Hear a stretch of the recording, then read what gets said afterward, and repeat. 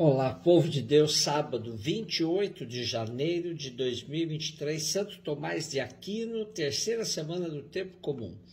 A nossa reflexão de hoje é a partir de Hebreus 11, de 1 a 2, de 8 a 19, e Marcos 4, de 35 a 41.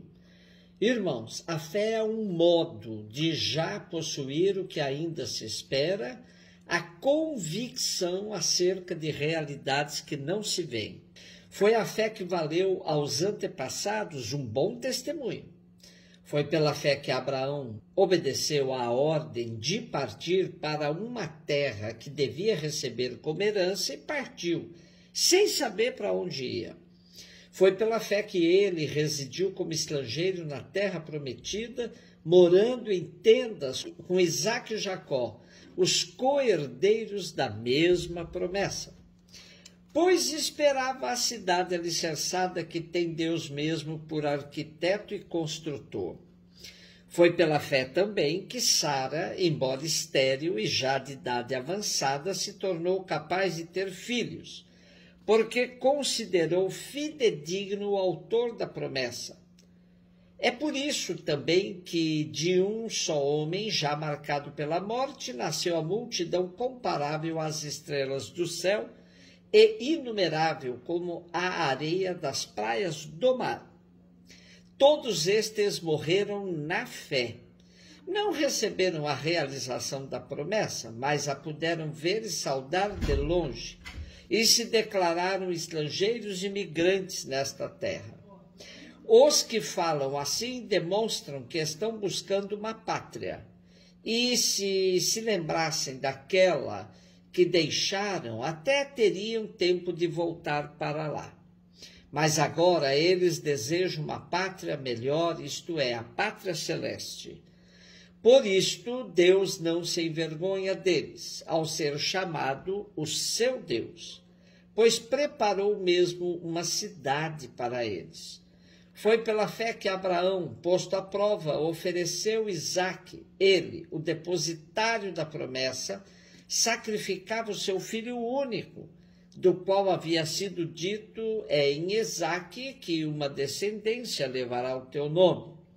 Ele estava convencido de que Deus tem poder até de ressuscitar os mortos, e assim recuperou o filho, o que é também um símbolo. O capítulo 11 da carta aos Hebreus começa com uma definição de fé, o que é raro em textos bíblicos.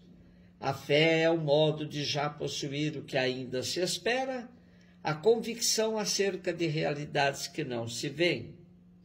E para não ficar apenas na definição teórica, o autor de Hebreus faz uma lista de grandes personagens.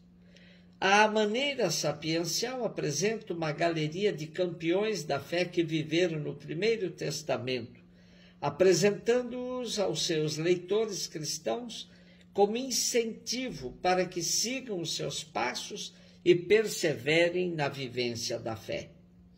Abraão é o crente por excelência.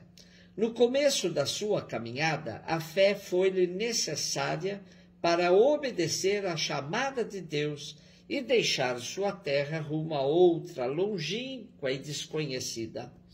A fé e a esperança acompanharam-no ao longo da vida errante e precária pelo deserto. Animado pela esperança, Abraão enfrentava decididamente o cansaço de uma vida nômada, esperando com absoluta certeza Jerusalém celeste. A sua fé revelou-se de maneira exemplar no sacrifício de Abraão, o filho da promessa. Deus parecia contradizer-se e retirar ao patriarca aquele que era seu dom e garantia dos bens futuros prometidos. A fé de Abraão leva-o a oferecer a Deus o sacrifício de uma obediência heróica, que a noite escura da fé não enfraquece. Por isso Deus o recompensa, restituindo-lhe o filho que estava disposto a sacrificar e fazendo dele profecia da futura economia da salvação. Marcos 4, 35, 41. Naquele dia, ao cair da tarde, Jesus disse aos discípulos: vamos para outra margem. Eles despediram a multidão e levaram Jesus consigo, assim como estava na barca. Havia ainda outras barcas com ele. Começou a soprar uma ventania muito forte, e as ondas se lançavam dentro da barca, de modo que a barca já começava a se encher. Jesus estava na parte de trás, dormindo sobre um travesseiro. Os discípulos o acordaram e disseram: Mestre, estamos perecendo, e tu não te importas? Ele se levantou e ordenou ao vento e ao mar: silêncio, cala-te. O vento cessou e houve uma grande calmaria. Então Jesus perguntou aos discípulos: por que sois tão medrosos? Ainda não tendes fé?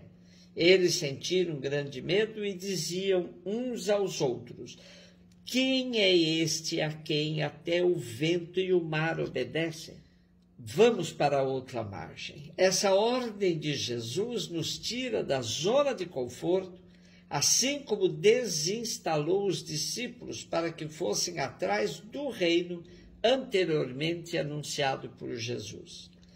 Acontece que a travessia não é nada fácil, exige coragem e determinação para enfrentar as intempéries dos ventos contrários. Frente à situação adversa, a sensação de abandono toma conta dos discípulos.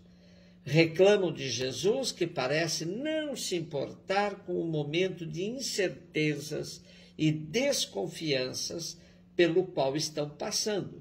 Tu não te importas? Há um imenso contraste entre a serenidade de Jesus, que dorme, e a ansiedade dos discípulos, que lutam bravamente contra as ondas e o vento. Parecem inverter-se os papéis. Jesus confia nos marinheiros e estes, angustiados, não revelam confiança em Jesus. Não te importa que pereçamos?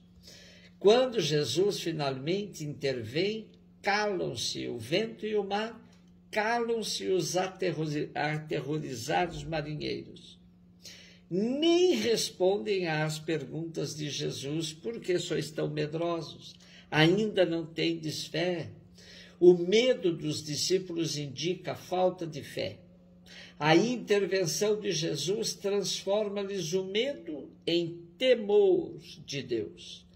O poder manifestado por Jesus fê-los intuir a presença de Deus junto deles e começam a dar-se conta da verdadeira identidade do seu mestre. Vamos para outra margem. É o que ouvimos ainda hoje dos lábios de Jesus. Acontece que a vida, ainda que marcada por tempestades, nos acomoda. E até mesmo por causa das tempestades, nos faz procurar fincar nossas âncoras em margens que julgamos seguras. Lê do engano. Nesta vida nada é absolutamente seguro. Ainda que tenhamos de expressar nosso sentimento de insegurança e dizer a Jesus: tu não te importas conosco, precisamos encarar que a vida cristã é um lançar-se permanente por águas turbulentas, rumo a outra margem. Celebramos hoje um grande doutor da Igreja, Santo Tomás de Aquino. Com a sua obra, a Suma Teológica, influenciou e ainda influencia gerações de teólogos na Igreja. Um beijo no seu coração.